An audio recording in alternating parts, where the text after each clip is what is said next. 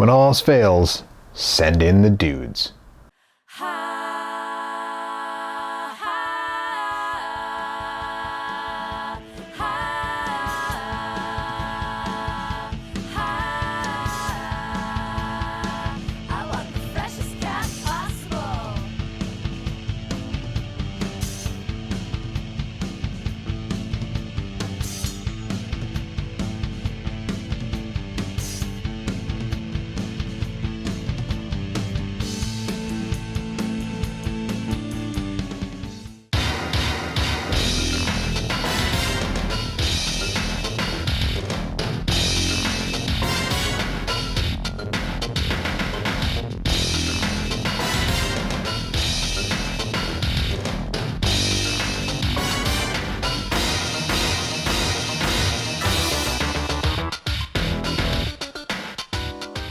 Hey everyone, I'm Joe, and this is Same Name, Different Game.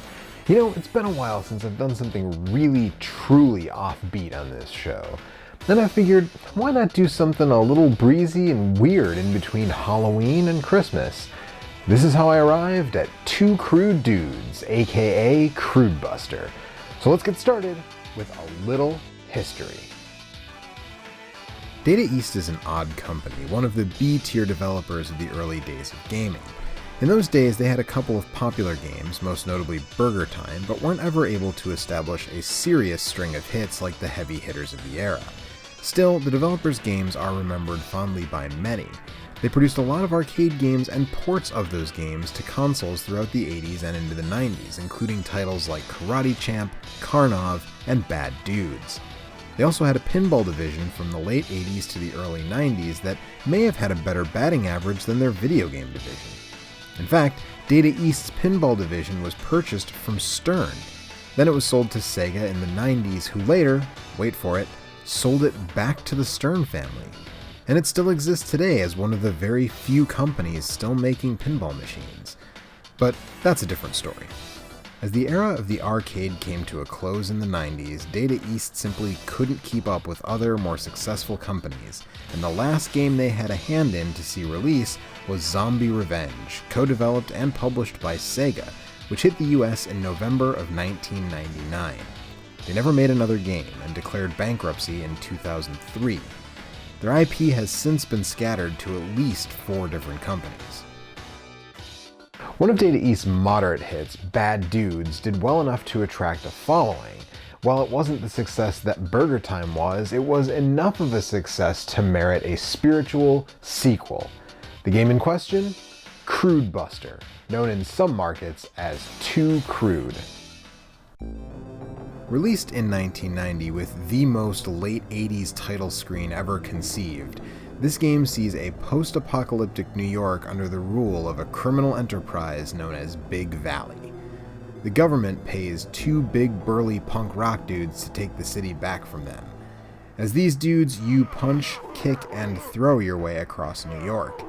The game is a beat-em-up, but it's not a belt-scroller like Double Dragon. It's more like Irem's Kung Fu and Vigilante, but with an element of Namco's Rolling Thunder, where you can jump up to higher levels in most stages. The enemies are a combination of pretty average bad guys, coupled with a host of weird bosses and mini-bosses, like this Paul Stanley look-alike, the Spider Guy, Weird Lion Dude, Evil Dwarf Santa, and many others. The game definitely suffers from some quarter-munching design issues.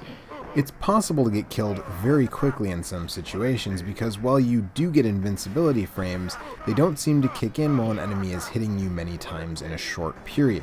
Though fortunately the same applies to them, and you can combo them in some cases, though it's much easier for them to break out of your combos than it is for you to break out of theirs.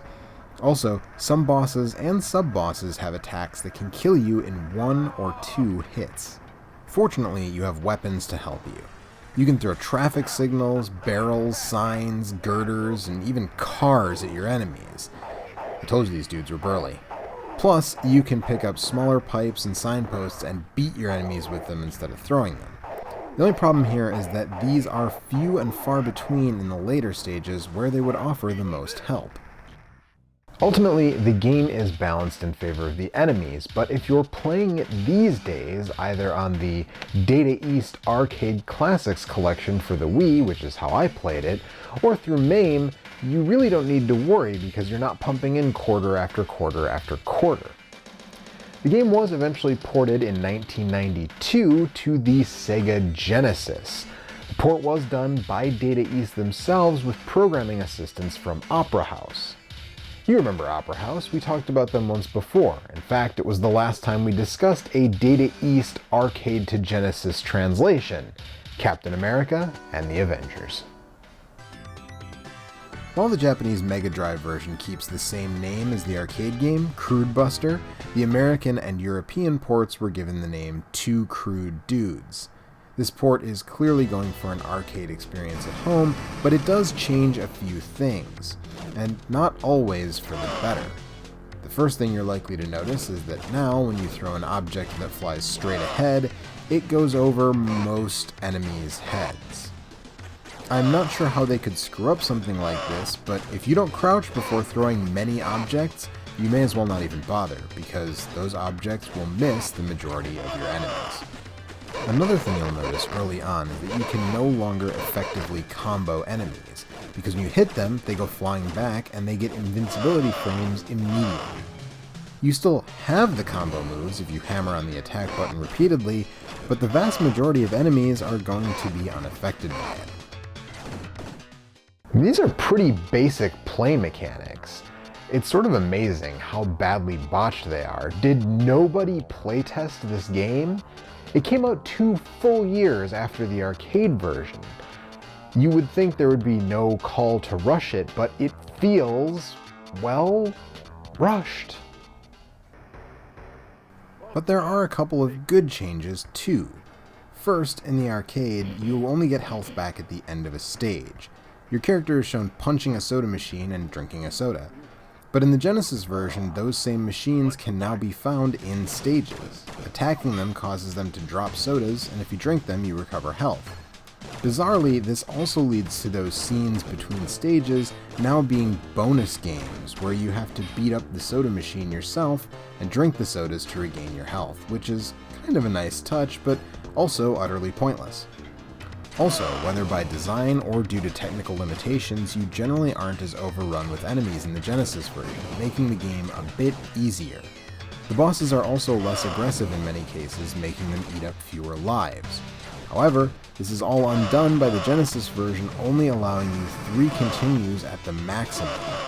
This means that the moment-to-moment gameplay is a bit easier, yes, but finishing the game is a lot harder, because hey, easier doesn't mean easy.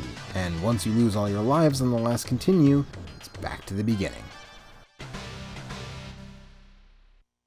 One thing I do have to say in favor of this port is that it does a reasonably good job imitating the arcade original, at least from a visual perspective. It's not arcade perfect by any stretch, but it's a worthy effort. But hey, you don't have to take my word for it. Let's go ahead and take a look and a listen side by side.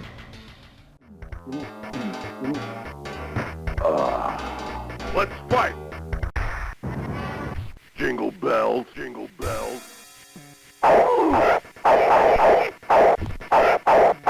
Eat this!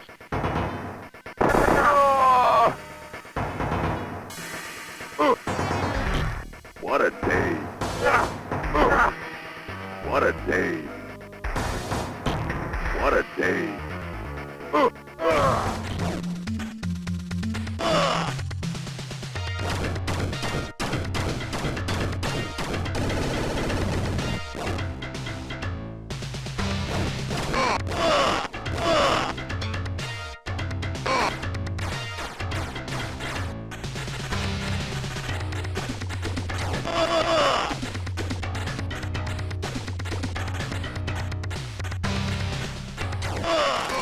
Audio-wise, the arcade is obviously a step above, especially with the voice samples all but gone in the Genesis version. And of course the looks take a bit of a hit as well, but honestly not too much of a hit. It's a good-looking port. And that makes it time to give the edge, and I don't think I'm going to shock anyone when I say it's the arcade version. Look, I really want to like the Genesis version. The health pickups and the generally less obnoxious enemies make it tempting, but any enthusiasm I have for it is extinguished by the limited continues thing. Problem is, this compilation has gone up sharply in the aftermarket. I got it when it was brand new, and I think it was $20. Now it's closer to $80, at least when I could locate a copy, and I really can't justify it at that price. For that matter, the Genesis cartridge is also going up in price, so I would say your best bet on this one is MAME. So that's it. Thank you so much for watching, and come back next month because we are going to see 2016 off with a holly jolly Christmas episode. See you then. What a day.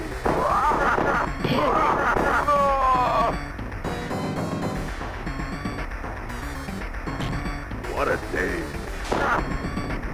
What a day.